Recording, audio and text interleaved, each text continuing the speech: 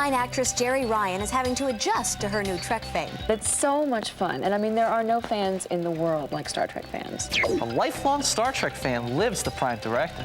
Plus, the killer bees of hard SF, Gregory Benford and Ben Bova, and a sci-fi restaurant lands at LAX.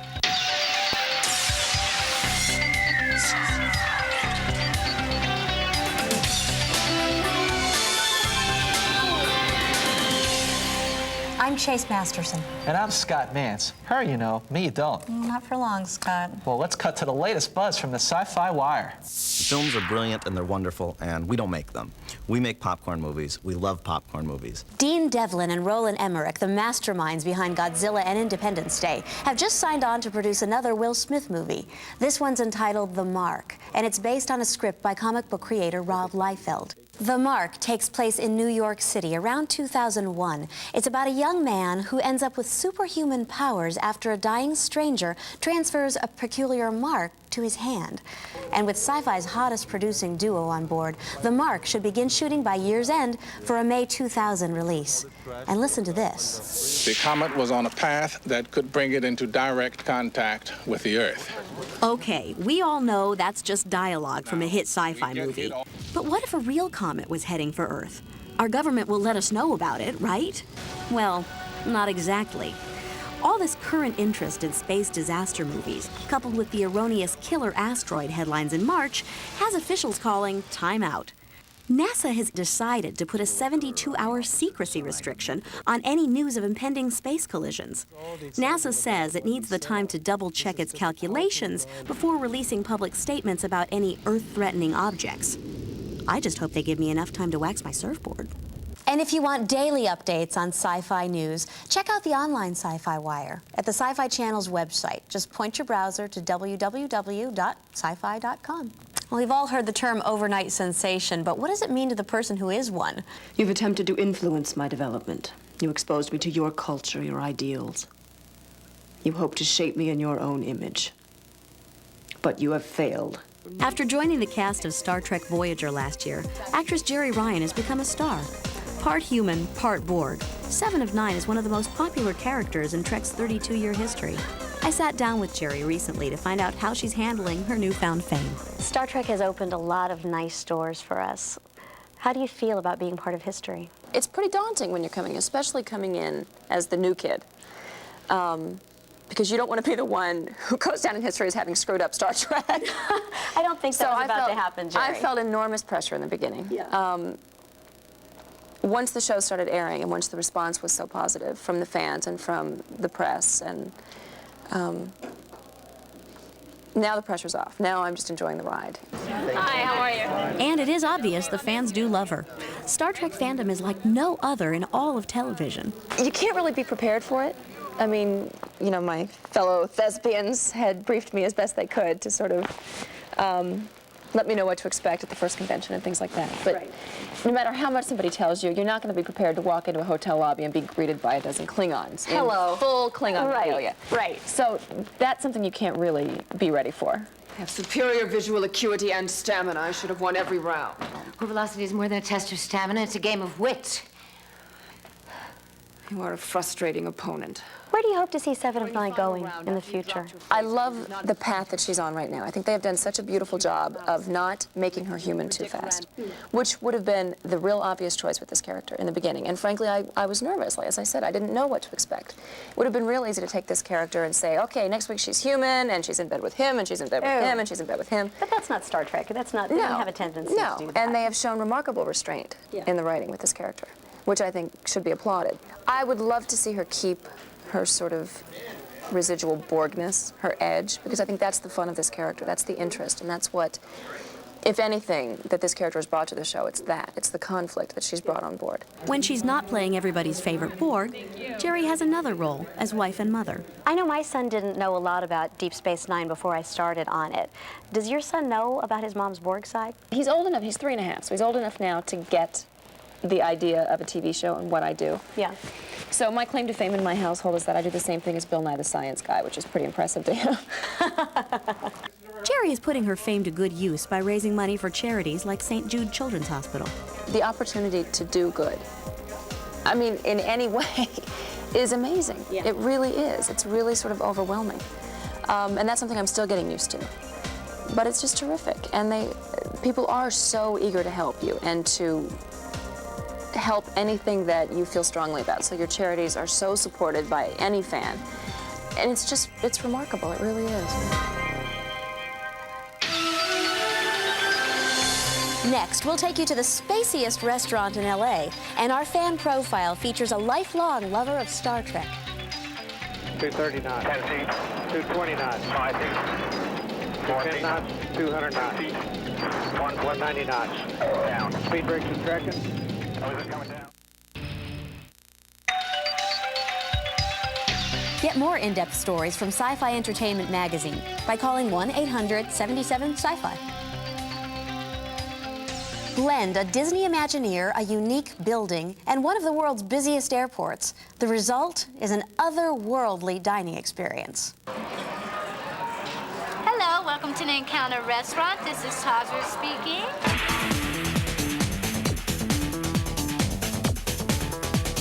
I've always wanted to be able to sit down and have dinner with George Jetson, Barbarella, and James Bond all at the same table. That would be something really exciting. Eddie Sato hasn't yet made that fantasy come true, but he has helped to create the kind of place where that dream dinner would take place. Encounter Restaurant at Los Angeles International Airport. As a Walt Disney Imagineer, Eddie served as chief designer for Encounter. Imagineering is the Disney division which designs the company's theme parks. The guests that come to the restaurant will say, oh, this reminds me of the Jetsons, or this reminds me of Barbarella, or Clockwork Orange, or a variety of different movies. I think what we really wanted to do was let the restaurant tell its own story.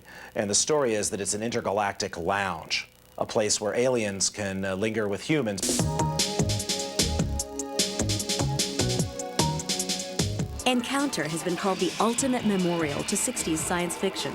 It was born out of a recent $4 million makeover of the airport's theme building, built in 1960. The Disney Imagineers wanted the new restaurant to ooze that era's optimism about the future. The future is almost met with terror. People talk about the millennium not as an exciting, great thing, but sometimes as a horrific apocalypse, really. But back in the 60s, when this restaurant was created, the future was an amazing, bright place. Jet travel, technology, martinis, the whole thing. The restaurant's focal point is the crater-shaped bar, which flaunts king-size lava lamps, neon-tinted martinis, and bar guns that emit laser beams and sound effects. Sato not only conceived the ray gun dispensers, but he created their sounds. I'd always described to the effects team we have here at Imagineering that created the guns, I want it to sound like or and I would just describe the guns that way. Well, after going through a library of different sounds, one of our audio media designers came back and said, Eddie, we'd save a lot of time and energy. Would you please just go in and record the sounds? I said, really? The Imagineering redesign of the airport restaurant includes a light show on the outside of the building. Sato says that although Encounter was inspired by 60s futurism, its vivid exterior and interior color scheme comes from the present. We're really trying to interpret the 60s through the sort of sensibilities of the 90s. The colors for the restaurant are much more out of the fashion pages of today than they are literally out of trying to replicate something. Because it's not fun to just replicate something. It's a lot more fun to try to reinvent it. The end result is a place peculiar enough to make someone actually want to hang out at an airport.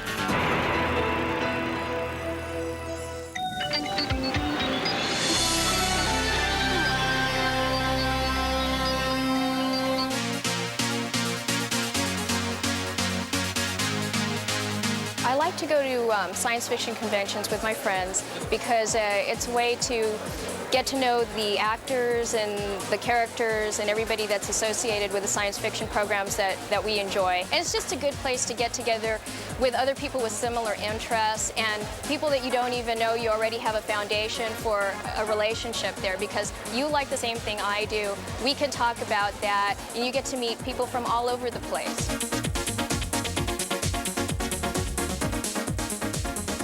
I first got into science fiction with Star Wars, 1977. Pivotal movie for me. I was into fairy tales and that kind of thing beforehand, and sword and sorcery, and Star Wars kind of mixed the fairy tale with the sword and sorcery with the lightsabers and everything. Okay guys, what do you think? It looks good. I like it. Very nice, very nice. Got each of the captains on there. 30 years. I first got into Star Trek late because when Star Trek, Classic Trek originally aired, I wasn't allowed to watch it because it was opposite Gunsmoke, and my family was really into Gunsmoke. So I actually didn't get into Classic Trek until the reruns much later. And then I kind of got hooked with it, hooked on it at that time. Dr. Julian Bashir. Oh, Dr. Bashir. I'm a registered nurse, and I see a link between science fiction or Star Trek with my nursing profession because I think that nursing is kind of a noble or altruistic profession. I think I got into it because I like to help people. I get something back from it because it makes me feel good about helping people. And I think that the Star Trek series of stories also has that kind of positive feel to it. I mean, it's about helping people, getting along with people, learning about other cultures.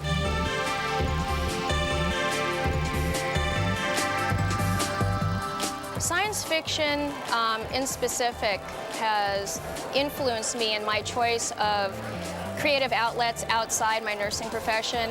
I'm currently taking a fencing class because it's something that I always wanted to take ever since Star Wars. To see Luke Skywalker and Darth Vader go at it with the lightsabers, I really wanted to experience what that was like. Okay, my birthday's coming up. Anybody? Oh, all right, this would be nice. A lot of women don't get into science fiction like I do, and I think it's because they don't know it. I think that there's a stigma with science fiction that it's kind of like a geeky kind of thing, and that, you know, only these closet people get into that, and I think that that's a misconception. I think that if people got over the stigma and the bias and they gave it a chance, they would really come to appreciate what it has to offer. Coming up, Scott delves into the amazing minds of authors Ben Bova and Greg Benford. What actress was originally cast as Catwoman in Batman Returns? The answer after this.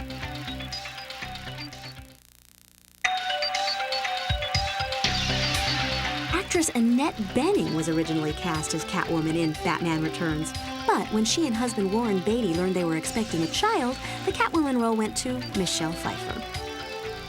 You know, Chase, I gotta admit, I was really envious when I found out that you were gonna talk to Jerry Ryan, but I was excited when I found I was gonna hang out with two of the bigwigs of hard SF, Gregory Benford and Ben Bova. Oh, wow, is that a bit intimidating?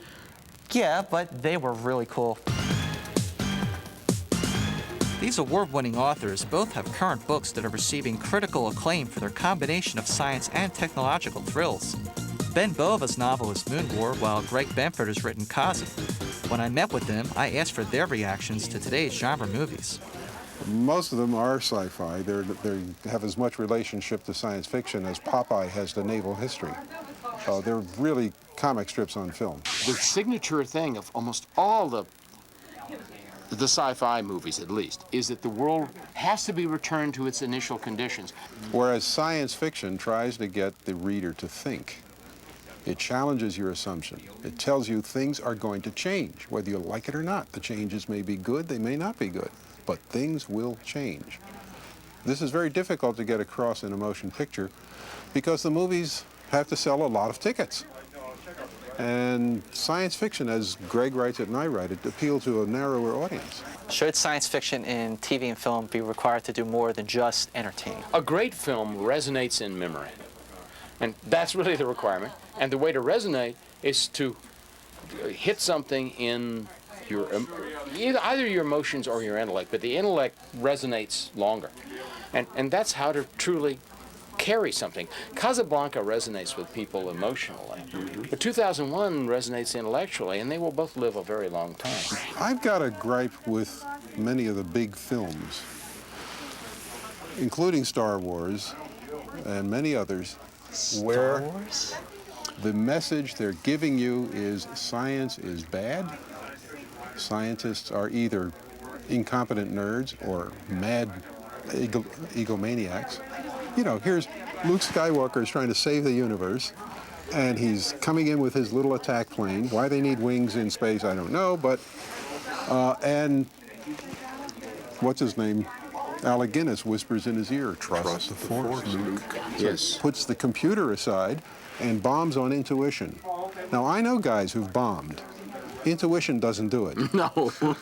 You use the computer. Okay, it's obvious that you're not crazy about science fiction films, but what about sci-fi TV? Not much better. I think Gene Roddenberry understood science fiction and used it for his own purposes. There were stories he wanted to tell on television that he couldn't do at that time. The networks didn't touch certain taboo subjects. But when you cast them a few hundred years in the future, then you could talk about racism. My problem with Star Trek from the beginning was it was basically Hubert Humphrey in space. I mean, almost everything in the end was, what we have here is a problem in communication, you know. Unfortunately, that ain't true usually. The UPN, Deep Space Nine, Voyager, or Babylon 5, you had a chance to see any of those? I've seen them from time to time, yeah. It's apparent that these guys believe if you want thinking science fiction, you better skip the movies and turn off the TV. Science fiction literature is the way to go.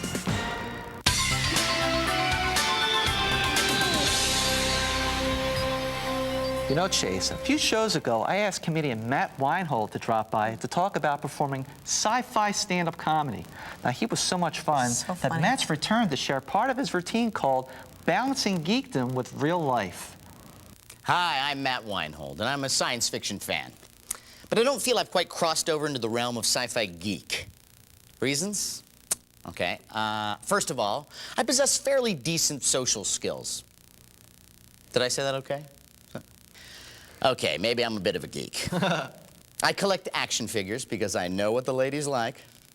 And I have to admit, sometimes it's a bit precarious trying to explain to a date why a grown man has decorated his apartment like Toys R Us.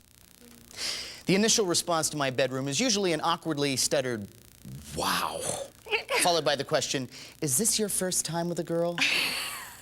If you're a geek of any kind, I feel your pain. I've been made fun of my entire life, usually by sports fans, which I think is kind of ironic, because someone who's really into football will wear a jersey, wear the uniform of the game, and walk around town, that's fine. Yet, if I put on my Klingon uniform and go to Safeway, I'm a big nerd. Excuse me, these yams have no honor. Where's the fresh guck? Your produce section will not die well. Frankly, I don't understand how someone could not be into science fiction. I can't even get through a day without thinking about the fact that time travel is theoretically possible. Yes, time travel. If at any time in your life you said to yourself, I wish I'd never been born, now, theoretically, you can do something about it. Go back in time and give your parents a stern warning. Mom, Dad, I'm warning you. I'm 33 and I still live with you. Be sure to log on to the Dominion and check out these cyber events. Enter the Dominion at www.scifi.com.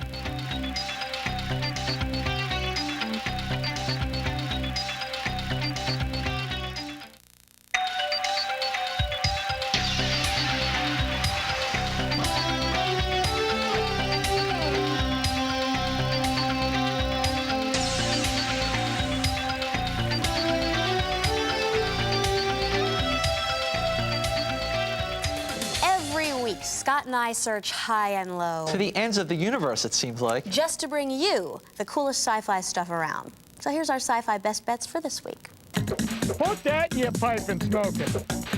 Godzilla isn't the only lizard taking America by storm. Gex the Gecko may not be king of the monsters, but he sure knows how to whip that tail in his new video game, Gex, Enter the Gecko. Gecko chop, baby, yeah! Voiced by comedian Dana Gould, Gex wisecracks his way through bizarre alternate worlds as he tries to keep his arch-rival Rez from taking over the cable TV industry. Midway's Gex, Enter the Gecko is currently available for PlayStation, with a Nintendo 64 version due out this summer. Extra, extra, read all about the Lost World Expedition in the Daily Gazette.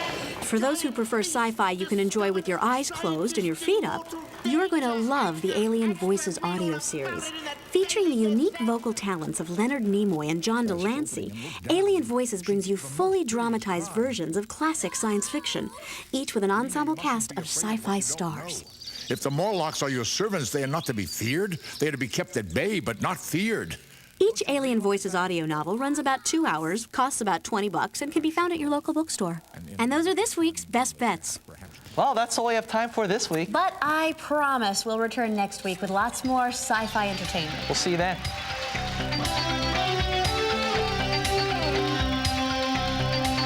They are the invisible terrorists of a cybernetic age, ruthless, cunning, and 17.